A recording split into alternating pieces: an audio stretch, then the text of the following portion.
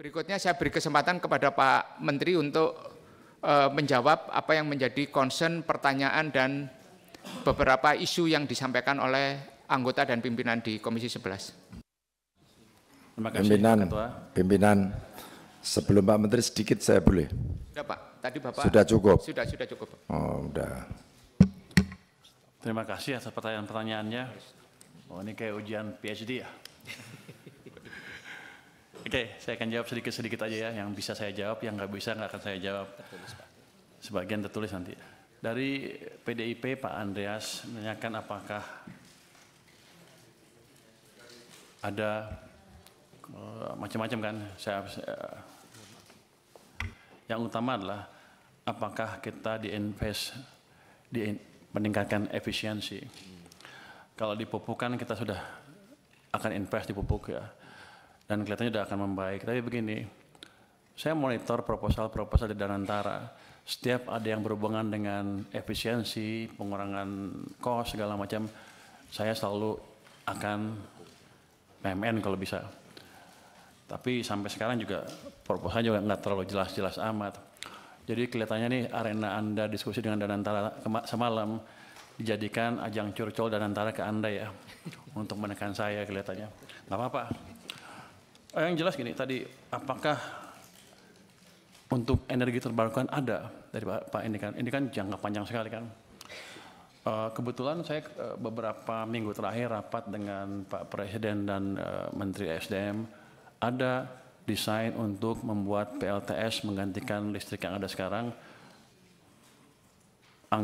Investasi cukup besar, bisa mungkin sekitar 75 miliar dolar kalau jadi. Tapi pada waktu diskusi pertama saya melihat cost-nya masih tinggi, masih 9 sen dolar per kWh. Saya bilang kalau gitu sih subsidi saya nambah. Tapi mereka sedang berusaha terus dan kemarin sudah ada berita bagus. Pada saat sekarang harganya bisa 6 sen dolar per kWh. Saya bilang kalau itu betul, matangkan kita kalau perlu PMN. Karena pada akhirnya akan hilang itu subsidi yang terlalu besar untuk listrik. Jadi kita nggak diam aja. Tadi Pak siapa lagi ya? Yang nanya tentang energi baru terbarukan. Jadi saya Pak Primus ya. Jadi saya selalu amatin semua proposal yang beredar di kementerian itu, setiap termasuk Danantara ya.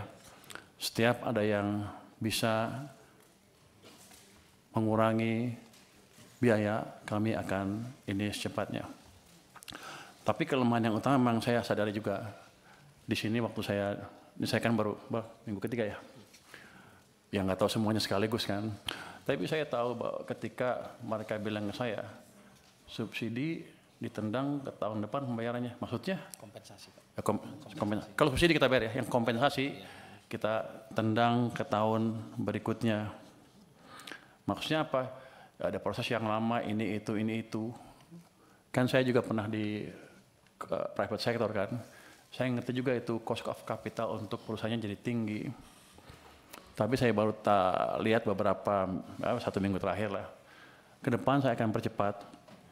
Jangan sampai kita telat bayar lagi. Kalau bisa sebulan langsung bayar.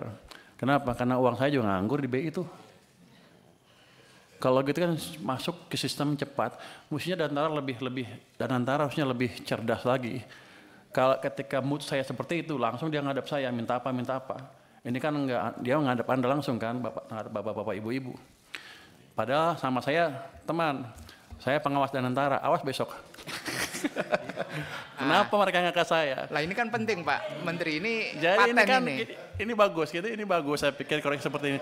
Tapi yang saya dia udah tahu saya punya uang banyak, saya baru taruh cuma 200, masih ada 250 lagi di sana. Kenapa dia nggak ke saya?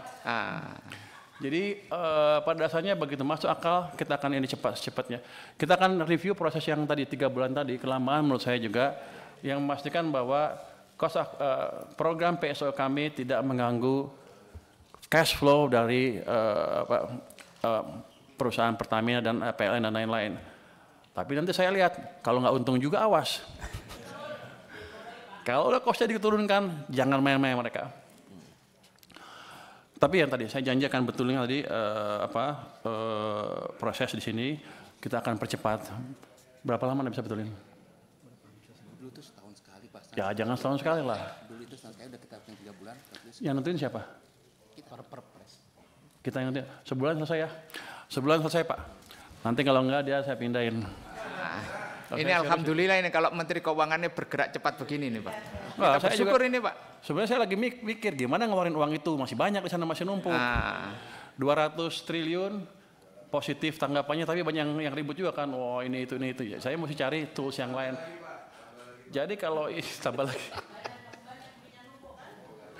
Daripada uang kita numpuk di sana, utangnya bunganya dibayar, impactnya ke ekonominya kurang. Saya nunggu sebenarnya penyaluran yang cepat apa. Makanya saya sisirkan tuh kementerian-kementerian. Saya ancam yang nggak bisa sampai Oktober nanti kalau Anda nggak bisa propose dengan clear seperti apa sampai akhir tahun, saya ambil uangnya. Nah kalau Danantara punya tagihan seperti ya langsung ngadap saya harusnya. Nanti saya tanya kalau rapat saya sebagai apa? Pengawas Danantara. Awas ya kan. Terus tentang apa tepat sasaran apa enggak? Oh, satu lagi. Subsidi energi naik terus dari tahun ke tahun.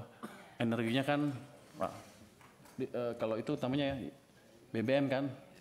BBM itu solar, diesel, itu impor. Banyak impor Pak. Kita banyak impornya sampai puluhan miliar dolar setahun. Sudah berapa tahun kita mengalami hal tersebut? Sudah puluhan tahun kan. Kita pernah bangun kilang baru enggak? Enggak pernah. Sejak kritis sampai sekarang enggak pernah bangun kilang baru. Jadi nanti bapak-bapak kalau ibu-ibu ketemu Danantara lagi, minta Pertamina bangun kilang baru.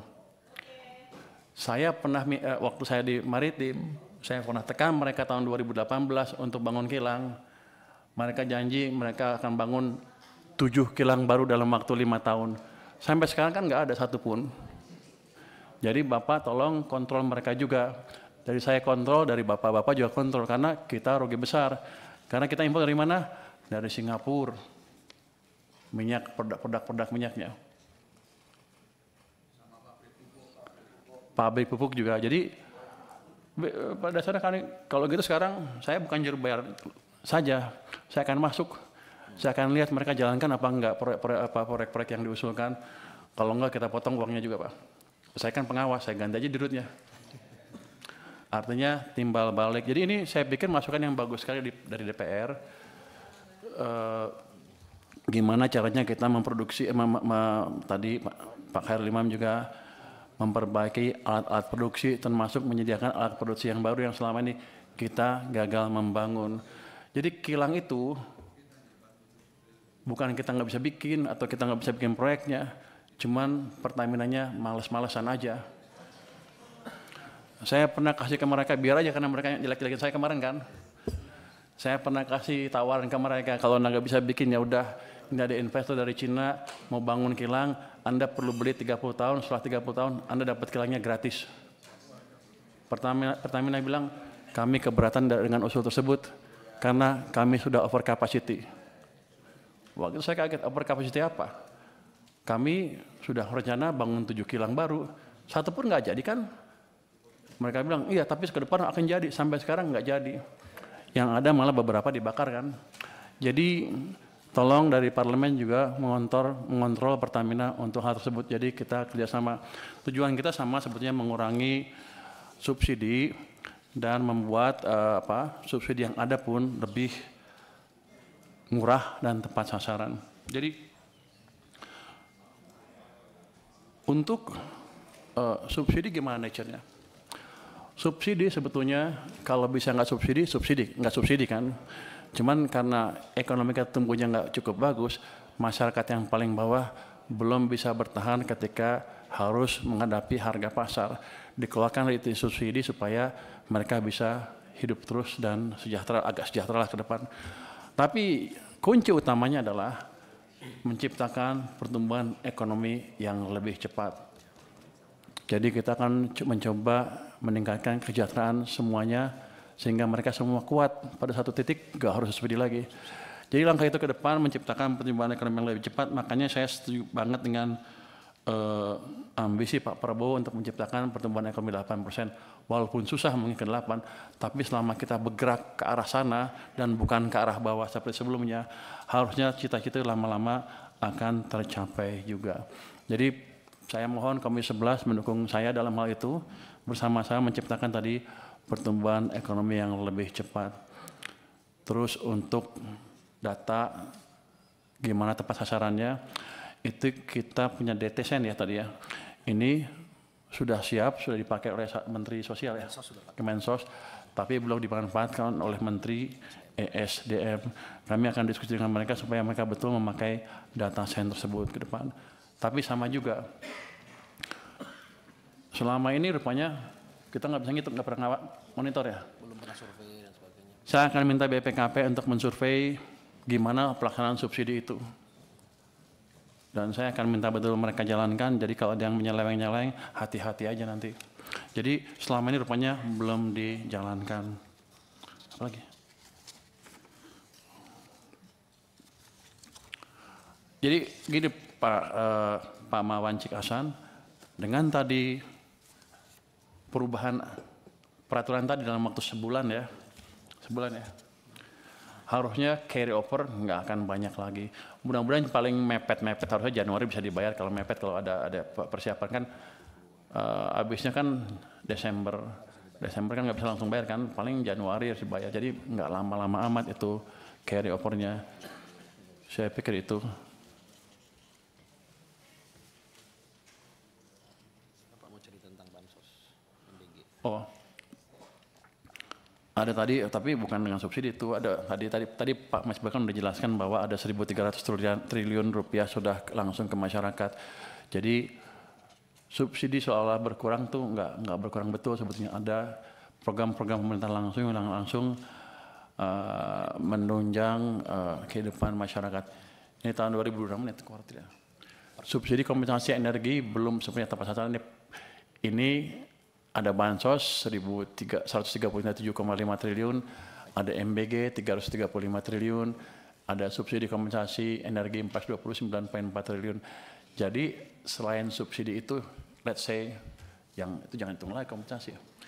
Jadi ada 130 dan 335 triliun yang langsung disampaikan ke masyarakat. Nanti itu kalau yang atas tadi memang kurang, kita akan bisa tambah sesuai dengan kebutuhan. Jadi kami tidak pernah merupakan beban yang dihadapi oleh masyarakat, utamanya ketika ekonominya sulit seperti kemarin. Mudah-mudahan ke depan semuanya bisa membaik lagi. Saya mohon dukungan dari Komisi 11 agar betul-betul fiskal kami betul-betul bisa menjadi shock absorber yang efektif ketika ekonomi sedang turun. Saya harus menjelaskan apa itu shock absorber. Kira-kira seperti kontrol siklikal. Kalau ekonomi lagi bagus ya mungkin masyarakat punya uang banyak ya nggak apa-apa, belanja sendiri. Tapi kalau ekonomi sedang turun, pasti kan banyak pengangguran. Semua masyarakat akan terkena, yang atas sampai yang bawah ketika ekonomi turun. Tapi yang paling menderita adalah yang bawah. Ya kami perkuat subsidi atau dana bantuan untuk orang miskin dan lain-lain, termasuk menjaga tadi supaya misalnya harga BBM di pasar nggak naik terlalu tinggi, supaya ekonominya bisa tahan, dan kalau sudah recover atau global kondisi membaik sehingga harga minyak nggak terlalu tinggi, baru kami sesuaikan lagi harganya. Jadi shock absorber kami adalah tadi counter cyclical, ketika ekonomi lambat kami kasih stimulus lebih, tapi ketika ekonomi tumbuh terlalu cepat atau cepat kami kurangi stimulusnya. Itu mungkin jawaban singkat dari kami, Pak. Terima kasih. Wassalamualaikum warahmatullahi wabarakatuh. Waalaikumsalam warahmatullahi wabarakatuh. Tadi paper terakhir menarik Pak datanya. Ada 901 triliun subsidi dan bantuan sosial yang dialokasikan di APBN kita untuk masyarakat. 901 triliun. Dan itu pesan yang sangat kuat, kehadiran negara untuk masyarakat. Itu juga berkas bimbingan Komisi 11 juga sehingga kita bisa menyalurkan sebesar itu. Kalau dukungan nggak usah diragukan, Pak. Iya. Kita akan selalu memberikan penguatan, dukungan selama itu untuk kepentingan masyarakat, dan selama ini pemerintah selalu hadir untuk rakyatnya, Pak. Terima kasih Pak. Mohon dukungannya terus Pak. Kita sudah mendengarkan jawaban dan penjelasan Menteri Keuangan, kita masuk ke tahapan berikutnya, yaitu rancangan kesimpulan. Rancangan kesimpulan rapat kerja Komisi 11 DPR RI dengan Menteri Keuangan masa sidang 1 tahun sidang 2025-2026 hari Selasa tanggal 30 September 2025. Komisi 11 DPR RI bersama Menteri Keuangan menyepakati hal-hal sebagai berikut. 1. Komisi 11 DPR RI telah memperoleh penjelasan dari Menteri Keuangan mengenai realisasi subsidi dan kompensasi pada APBN 2025. 2. Kementerian Keuangan memastikan tata kelola subsidi dan kompensasi dilaksanakan dengan efektif, efisien, dan tepat sasaran, tepat guna, dan berkeadilan yang diimplementasikan berbasis data tunggal sosial ekonomi nasional (DTSEN) yang akurat dan sahih melalui koordinasi kementerian atau lembaga. 3. Kementerian Keuangan memperkuat tata kelola dalam melakukan akselerasi pembayaran realisasi subsidi dan kompensasi yang sudah dialokasikan di APBN 2025. 4. Kementerian Keuangan mempertajam pelaksanaan kebijakan subsidi dan kompensasi dengan meningkatkan kinerja BUMN penyalur subsidi dan kompensasi supaya tepat sasaran yang ditunjukkan dengan meningkatkan kualitas barang dan pelayanan bagi masyarakat. 3. Yang terakhir ini adalah normatif, yaitu mengenai jawaban yang belum terjawab untuk dijawab secara tertulis. Ketua, interupsi. Tadi yang statement Pak Menteri soal 1 bulan nggak ada masuk dalam situ. Supaya jangan cuma omon-omon. Ya. Mesti masuk dalam kesimpulan karena itu statement udah berulang kali disampaikan oleh Pak Menteri bahwa nyatakan, tapi saya akan kerjakan 1 bulan. Oke. Dia bertanggung jawab untuk itu. oh ya, kalau gitu masukin dalam kesimpulan. Ya, masuk dalam kesimpulan. Ini. Di atas. Kesimpulan yang nomor 2 kalau begitu. Nomor 2. Nomor 2 aja. Karena itu penguatan komitmen ini pemerintah. Kementerian Keuangan. Menteri Keuangan akan mengeluarkan. Akan membayar, membayar. Menyelesaikan kewajiban pembayaran. Kewajiban pembayaran. Subsidi maksimal 1 bulan. Akan merubah prosesnya sehingga ke depan tidak akan lagi terlambatan, itu maksudnya, bukan bayar 1 bulan ini. Selesai. Nanti saya lihat dulu bayar seperti apa tagihan mereka. Jadi yang dimaksud 1 bulan ini apa sama Pak Menteri? Review prosesnya biar lebih cepat. Yang proses 3 menteri itu segala macam kita akan review. Biar secepat dalam sebulan itu selesai. Menteri Keuangan akan melakukan review mekanisme aturan rapat 3 menteri mengenai pencairan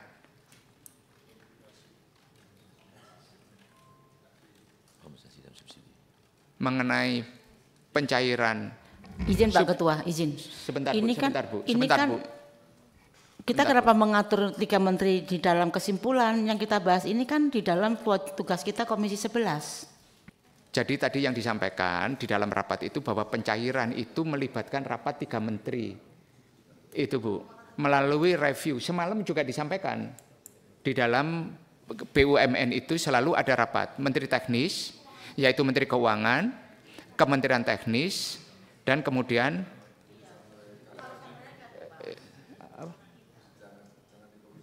apa?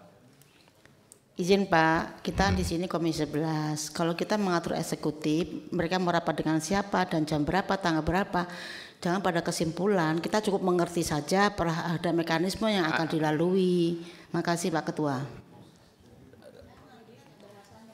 Jadi Ibu punya saya serahkan kepada Pak Pur. Kami Menteri Keuangan akan melakukan review proses tata kelola pembayaran kompensasi. Itu aja. Secepat-cepatnya Pak. Kalau nggak ada out of the box Pak. Secepatnya. Kalau nggak ini bisa setahun. 1 bulan udah selesai itu reviewnya. Udah jadi baru Setelah itu harusnya kita bayar sesuai dengan nanti aturan yang terjadi. Paling lama dalam Saya juga akan panggil dan antara seperti apa maunya dia. Jangan pas 1 bulan lah Ketua, lebihin sedikit 45 hari, boleh kan? Ya, 45 hari ya, cocok ya. 45 lah Ketua, nawar sedikit. 1 bulan. 45 lah. Jangan dirubah-rubah Pak Wahyu. Pak Menterinya bilang 1 bulan, 1 bulan. Bapak Sesuai kesepakatan saja. Kalau 1 bulan, 1 bulan. 1 bulan ya. Yang Ya, jadi Menteri tapi Pak jangan Purba ya. itu Bulan aja. Februari 28 Ketua. Kompensasi dan subsidi itu. Kompensasi dan subsidi. Review itu, review. Review. EU. Melakukan review itu. Melakukan review Review. aturan tata kelola ya. Bukan Itu sudah sepakat Pak begitu? Kalimatnya datang dari Bapak ini. Kesimpulan nomor 2. Sepakat Pak? Sepakat ya? Saya tawarkan kepada anggota. Setuju. Ketua nomor 2.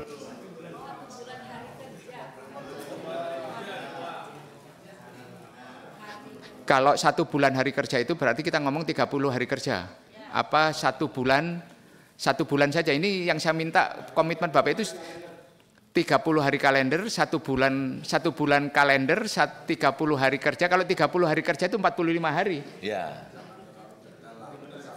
45 hari Ketua. Kamu beraninya berapa?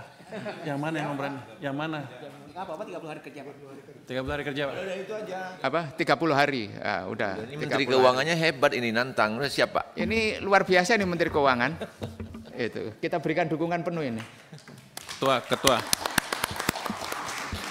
Mungkin Silakan, harus Pak Sekjen. ditambahkan setelah melihat hasil itu verifikasi. Oke. Karena kan nggak mungkin 1 bulan harus dibayar main begitu aja.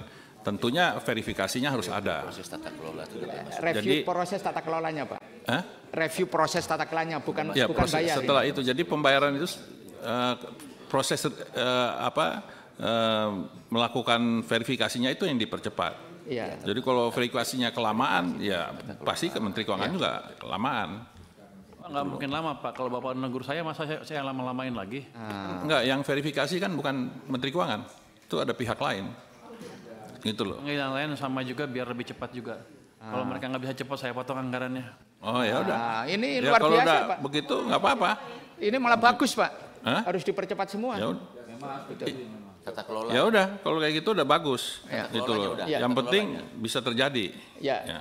Yang penting jangan sampai tertunda-tunda. Ini luar biasa nih Menteri Keuangan. Yang lain Bapak udah sepakat? Yang nomor 2 dikoreksi Kementerian Keuangan Pak. Nanti kalau itu saya sendiri Pak. Oh ya Kementerian Keuangan. Kementerian Keuangan. Itu personal tuh Pak. Nanti itu. Dengan kesimpulan yang lain Pak Menteri? Setuju ya Bapak Ibu sekalian? Dengan kesimpulan yang telah disepakati bersama. izin Pak nomor 3 redaksi saja. Kalimat sahih itu menurut saya pakai bahasa Arab setengah-setengah, tapi menurut saya betul saja, akurat dan betul di tempat sahih. Izin Pak. Oke.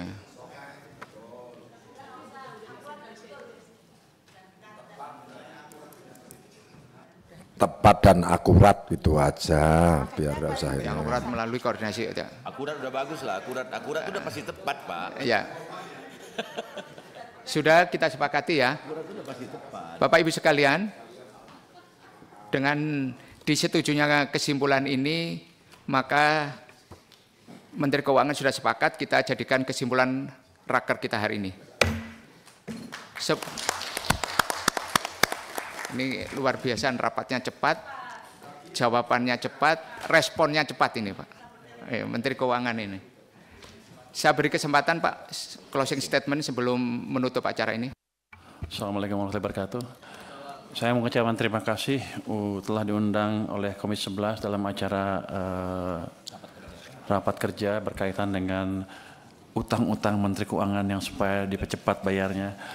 Tapi terus terang memang udah menjadi pikiran saya cukup lama. Kenapa ditunda?